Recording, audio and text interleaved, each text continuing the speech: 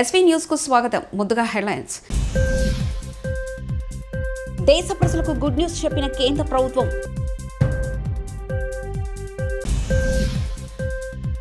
KCR the రాజనీతిజ్ఞుడి పాలన, Revanth the Pokiri పాలన. మాజీ ఎమ్మెల్యే బాల్క సుమన్. 50 సంవత్సరాలు పాలించి దేశాన్ని రాష్ట్రాన్ని సర్వనాశనం చేసింది కాంగ్రెస్ పార్టీ. జోగు రామన్న.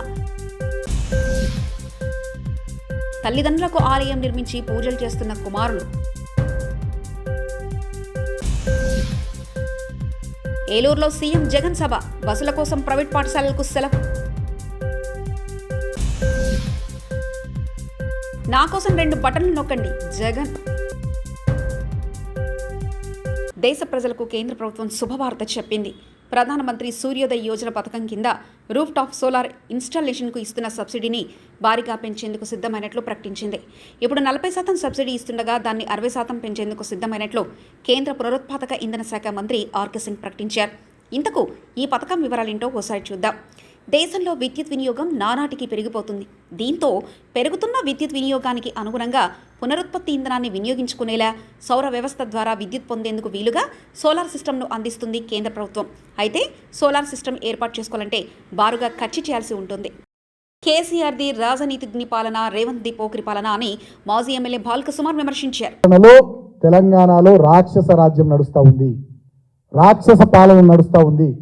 ఒక రాజనీతిజ్ఞుడిగా ఆనాడు కేసీఆర్ గారు పరిపాలించిన తెలంగాణను 10 సంవత్సరాలు ప్రజలు గమనించారు, దేశం గమనించింది. ఇవాళ ఈ 2 నెలల రేవంత్ రెడ్డి పరిపాలనలో ఇటు ఆటో డ్రైవర్ల ఆత్మహత్యలు, రైతుల ఆత్మహత్యలు, అదేవిధంగా యువకుల ఆర్తనాదాలు, అగ్రికల్చర్ యూనివర్సిటీలో 100 ఎకరాల భూమి వేరే వాళ్ళకి ఇయ్యద్దు, మా భూమి మాకు ఉండాలని చెప్పి విద్యార్థులు నిరసన తెలిపితే విద్యార్థుల మీద దాడులు, చివరికి ప్రశ్నించే జర్నలిస్టులు వైఆర్టీవీ రంజిత్ రెడ్డి అనేటటువంటి సోదరుడు, ఆయన మీద అట్రాసిటీ కేసు, ఆయన అరెస్టులు, శంకర్ అనే ఇంకో జర్నలిస్టు చంపేస్తామని బెదిరింపులు. సో ఈ రకంగా ఇవాళ ఒక బెదిరింపు రాజ్యము, గూండా రాజ్యము, రౌడీ రాజ్యము, ఒక రాక్షస రాజ్యాన్ని ఇవాళ తెలంగాణలో రేవంత్ రెడ్డి నాయకత్వంలో నడిపిస్తూ ఉన్నారు. ఇది చాలా దుర్మార్గం. తెలంగాణ సమాజం ఇది కోరుకోలేదు, తెలంగాణ ప్రజానీకం ఇది కోరుకోలేదు. తెలంగాణలో ఉన్న మేధావులు కానీ, బుద్ధిజీవులు కానీ, జర్నలిస్టులు కానీ, డాక్టర్లు కానీ, అడ్వకేట్లు కానీ, విద్యావంతులు కానీ అందరూ కూడా ఇవాళ ఏదో చేస్తారని చెప్పి ఎదురు చూస్తే ఇవాళ ఆనాడు తెలంగాణ సమైక్య రాష్ట్రంలో ఉన్నప్పుడు ఎటువంటి పరిస్థితులు ఉండనో అంతకంటే దీనమైన ఘోరమైనటువంటి పరిస్థితుల్లోకి ఇవాళ తెలంగాణను రేవంత్ రెడ్డి నెట్టేస్తూ ఉన్నాడు. ముఖ్యంగా ఆయన మాట్లాడతారు కేసీఆర్ గారి గురించి ఇష్టం వచ్చినట్టుగా అడ్డగోలుగా. పెద్దోళ్ళని తిట్టడం ద్వారా పెద్దోళ్ళని అయిపోతావని నువ్వు అనుకుంటే భ్రమ. సరే, నువ్వు సీఎం కావచ్చు, వల్ల హైకమాండ్ నీకు అవకాశం ఇవ్వచ్చు. ఉన్నటువంటి 10 మంది సీమలు పెట్టిన పుట్టలోకి పాము దూరినట్టుగా నువ్వు దూరి ఆ పార్టీలో నువ్వు ముఖ్యమంత్రి కావచ్చు, హైకమాండ్ నువ్వు మేనేజ్ చేసుకొని. ఎందుకంటే నీకు మేనేజ్మెంట్ కోటాలోనే ఎంపీటీసీ నుంచి ముఖ్యమంత్రి స్థాయి దాకా ఎట్లా ఎదగాలో బాగా తెలుసు కాబట్టి అట్లా ఎదుర్కొంటూ వచ్చినావు. కానీ ఒకటి గుర్తుపెట్టుకోను, కేసీఆర్ గారిని విమర్శించే ముందు, కేసీఆర్ గారిని తిట్టే ముందు, కేసీఆర్ అనేటటువంటి వ్యక్తి ఒక రాజనీతిజ్ఞుడు. ఆయన ఎన్నడూ ఒక రాజకీయ నాయకుల్లాగా ఆలోచన చేయలేదు. 50 సంవత్సరాలు పాలించి దేశాన్ని రాష్ట్రాన్ని సర్వనాశనం చేసింది కాంగ్రెస్ పార్టీ అని మంత్రి శ్రీ జోగు రామన్న తెలిపారు. ప్రభుత్వంలో ఉన్నారు, ప్రభుత్వంలో ఉండి మీరు అధికారులతోటి ఇరిగేషన్లో కానీ, రోడ్ల విషయంలో కానీ, ఆదివాసీ గ్రామాలకు కానీ ఆదిలాబాద్ జిల్లాలో జరిగినటువంటి సమగ్ర అభివృద్ధి రికార్డు తెప్పించుకోండి. ఏదో ప్రతిపక్ష నాయకుడు లెక్క, కాంగ్రెస్ పార్టీ అధ్యక్షుడు లెక్క మాట్లాడితే కరెక్ట్ కాదు. ఇలా ఆదిలాబాద్ జిల్లా, ఉమ్మడి జిల్లాలో 13 minor irrigation, medium irrigation tanks కూడా ఆనాడు 2014 నుంచి 18 వరకు 800 కోట్ల రూపాయలు ఆనాడు, అంతకంటే ముందు కాంగ్రెస్ పార్టీ ప్రభుత్వం కేవలం ప్రాజెక్టు కట్టి రిజర్వాయర్ల లెక్క ఉంచింది తప్ప ఎక్కడ కూడా కెనాల్స్ తీయలే. ఏ ఒక్క పొలానికి, ఏ ఒక్క రైతుకు 1 ఎకరానికి నీళ్ళు రాలే. కానీ ఇలా 13 మీడియం ఇరిగేషన్ ప్రాజెక్టులకు కూడా 800 కోట్ల రూపాయలు ఖర్చు చేసి మరి ఇక్కడ ఉమ్మడి ఆదిలాబాద్ జిల్లాలో రైతులకు నీళ్లు అందించినటువంటి ప్రభుత్వం ముఖ్యమంత్రి కేసీఆర్ గారు ఉన్నప్పుడు చేసింది తప్ప మీరు ఎన్నడూ కూడా 50 సంవత్సరాలు ఈ రాష్ట్రాన్ని, ఈ దేశాన్ని సర్వనాశనం చేసిందే కాంగ్రెస్ పార్టీ. అసలు కాంగ్రెస్ పార్టీ నాయకులు మాట్లాడేటటువంటి నైతిక హక్కు కూడా లేదు. మీరు 50 సంవత్సరాల్లో ఆదిలాబాద్ జిల్లాలో ఉన్నటువంటి ఇరిగేషన్ ప్రాజెక్టుల గురించి పట్టించుకోలే. ఆదివాసులు గిరిజనుల గురించి పట్టించుకోలే, దళితులు బలహీన వర్గాలు మైనార్టీల గురించి పట్టించుకోలే. ఇలా మీరా మాకు దయ్యాలు వేదాలు వల్లించడం చెప్తా ఉన్నారు. అందుకొరకే కేసీఆర్ గారి ప్రభుత్వం రికార్డు తెప్పించుకుంది. ఇలా ఇరిగేషన్ ద్వారా మిషన్ కాకతీయలు కూడా దాదాపు జిల్లాలో 360 చెరువులను కూడా మొత్తం పూడిక తీసి మైనర్ ఇరిగేషన్ ట్యాంకులు కూడా రిపేర్ చేసి కెనాల్ చేసి కూడా 500 కోట్ల రూపాయలు ఖర్చు చేసి ఇలా ఒక ఆదిలాబాద్ నియోజకవర్గం ఆదిలాబాద్లో కేసీఆర్ గారు 1500 కోట్ల రూపాయలతోటి లోయర్ పెన్గంగా ప్రాజెక్టుతో పాటు చెనాక కోట్ల బ్యారేజ్ రిజర్వాయర్ అని కలిపితే 1500 కోట్ల రూపాయలు ఆదిలాబాద్ అసెంబ్లీ నియోజకవర్గానికి 50,000 ఎకరాలకు నీళ్లు అందించాలన్న ఉద్దేశంతో ప్రారంభించింది. గతంలో అనేక సార్లు కాంగ్రెస్ పార్టీ ప్రభుత్వం ఉన్నప్పుడు ముఖ్యమంత్రులు వచ్చి మంత్రులు వచ్చి హామీ ఇచ్చి ఆదిలాబాద్ నియోజకవర్గంతో పాటు ఆదిలాబాద్ ఉమ్మడి జిల్లాని ఇరిగేషన్ రంగంలో అన్యాయం చేసింది మీరే. కేవలం ఆనాడు స్వర్గీయ రాజశేఖర రెడ్డి గారి ప్రభుత్వంలో కూడా తుమ్మిడియట్టి పేరు చెప్పి లక్షల కోట్ల రూపాయలు అడ్వాన్సుల పేరుతోటి జేబులు నింపుకున్న తప్ప 800 కోట్లు ఆ రోజు ఒక్క తట్టెడు మట్టి తీయకుండా 800 మాతృదేవోభవ పితృదేవోభవ అంటారు. తమ తల్లిదండ్రుల్ని ఆ కుమారులు అలా భావించడమే కాదు, వారికి ఆలయం నిర్మించి పూజలు చేస్తున్నారు. మహబూబాబాద్లోని అనంతారం గ్రామానికి చెందిన పెరుమాళ్లపల్లి శేషయ్య, ఎల్లమ్మ దంపతులకు వెంకట్, విజయ్, జనార్దన్ అనే కుమారులున్నారు.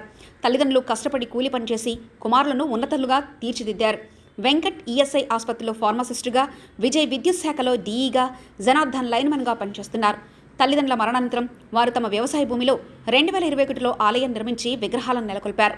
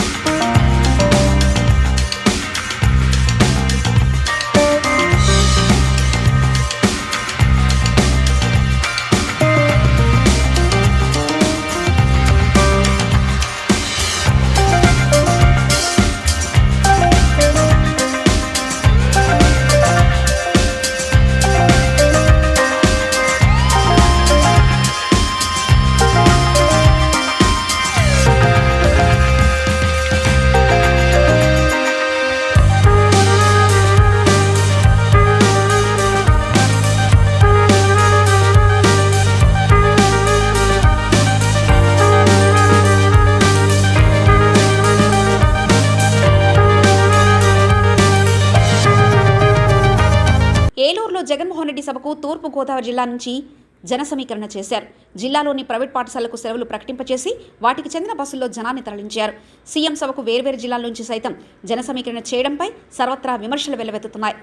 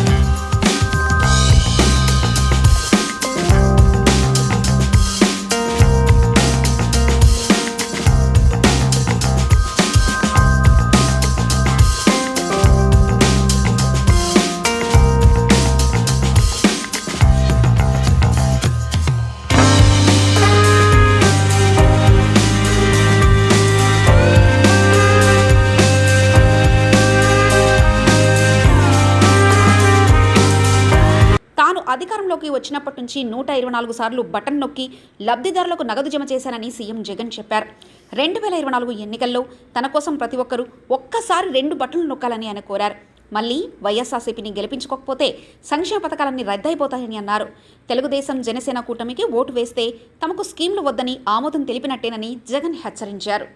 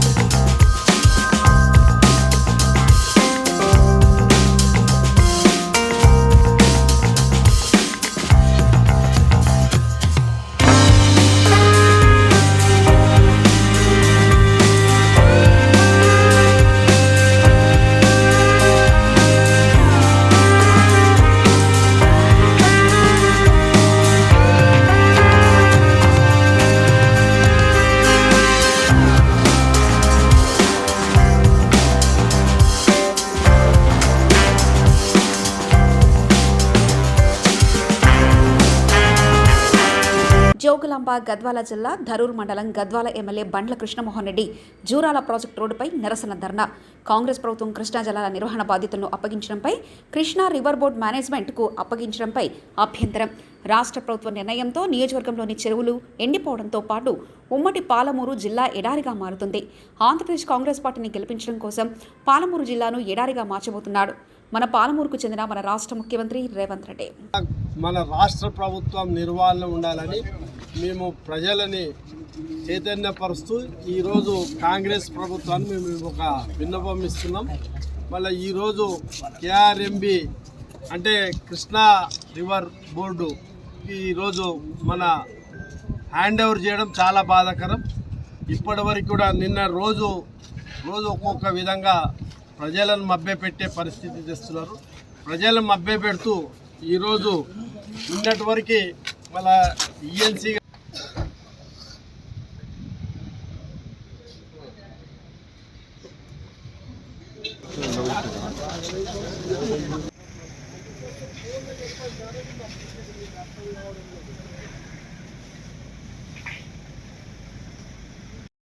జై కృష్ణమోహన్ నాయకత్వం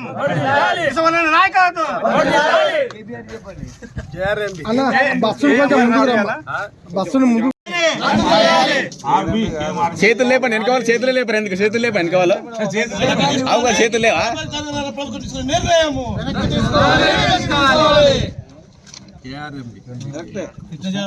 కృష్ణా రివర్ మేనేజ్మెంట్ బోర్డు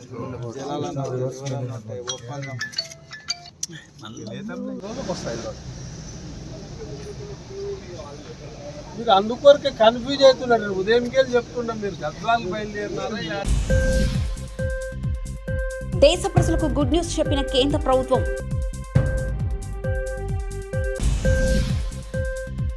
కేసీఆర్ది రాజనీతిజ్ఞుడి పాలన, రేవంత్ది పోకిరి పాలన. మాజీ ఎమ్మెల్యే బాల్క సుమన్. 50 సంవత్సరాలు పాలించి దేశాన్ని, రాష్ట్రాన్ని సర్వనాశనం చేసింది కాంగ్రెస్ పార్టీ. జోగు రామన్న. తల్లిదండ్రులకు ఆలయం నిర్మించి పూజలు చేస్తున్న కుమారులు. ఏలూరులో సీఎం జగన్ సభ. బస్సుల కోసం ప్రైవేట్ పాఠశాలలకు సెలవు. నా కోసం 2 బటన్లు నొక్కండి జగన్. ఇవి బులెటిన్ విశేషాలు. చూస్తూనే ఉండండి ఎస్వీ న్యూస్.